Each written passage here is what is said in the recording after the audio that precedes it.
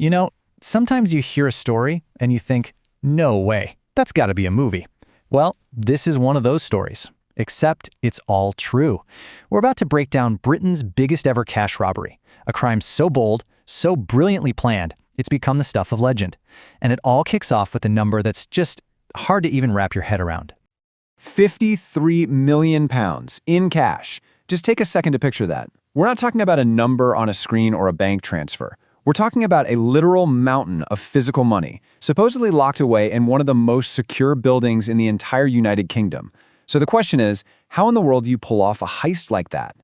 Well, you don't blast your way in. You don't tunnel your way in. You get the guy with the keys, the man in charge of the whole operation, to walk you right in the front door. This is what makes this whole thing so wild. It was basically an inside job that was planned entirely from the outside.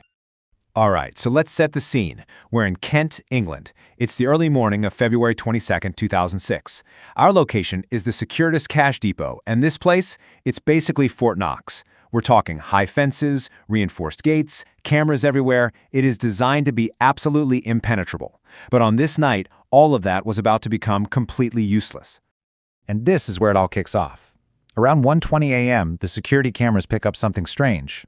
It's the depot manager, Colin Dixon, and he's calmly walking up to the main gate with a police officer.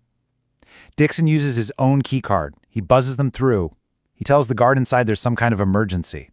Nothing looks wrong. It all seems totally routine.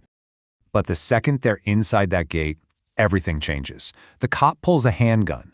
At the same time, a massive truck just smashes through the outer gates, and a whole crew of masked men floods the compound.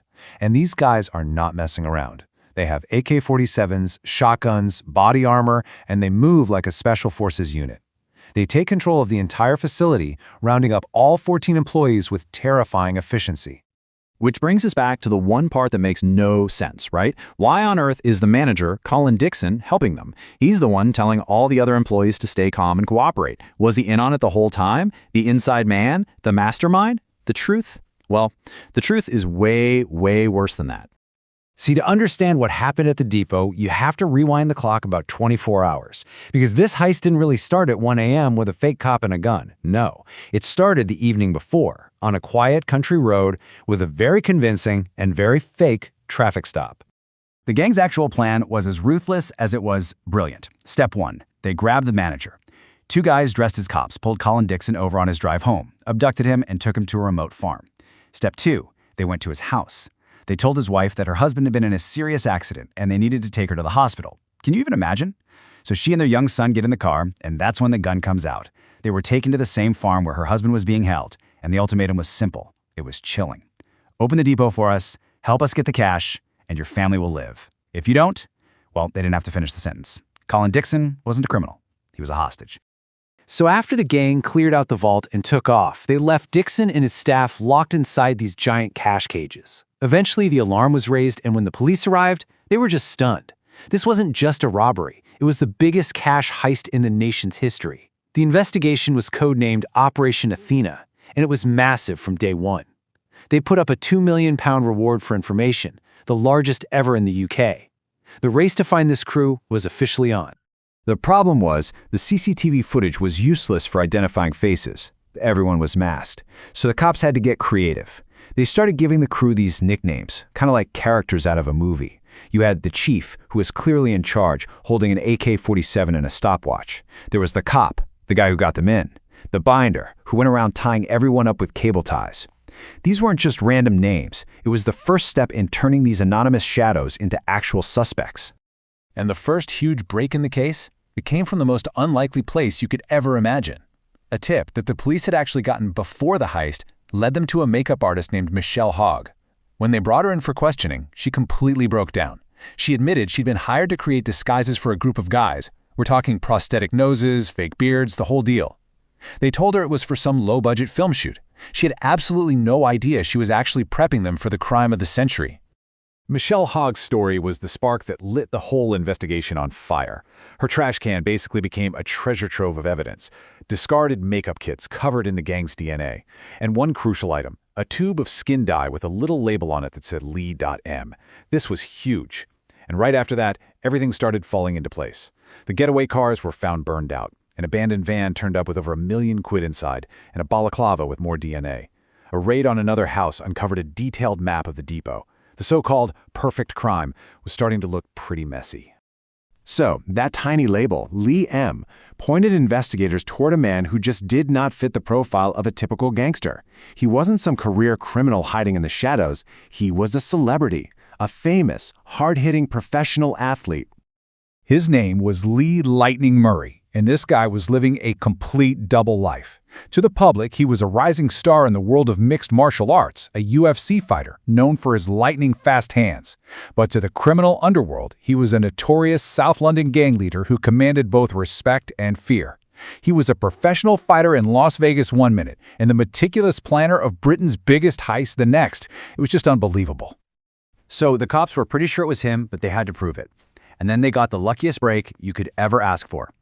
See, Murray had been arrested on a completely unrelated traffic incident before the heist, and the police had seized his phone.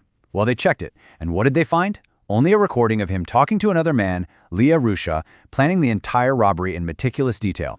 It was the smoking gun. It was game over. And that phone call laid out the entire structure of the operation.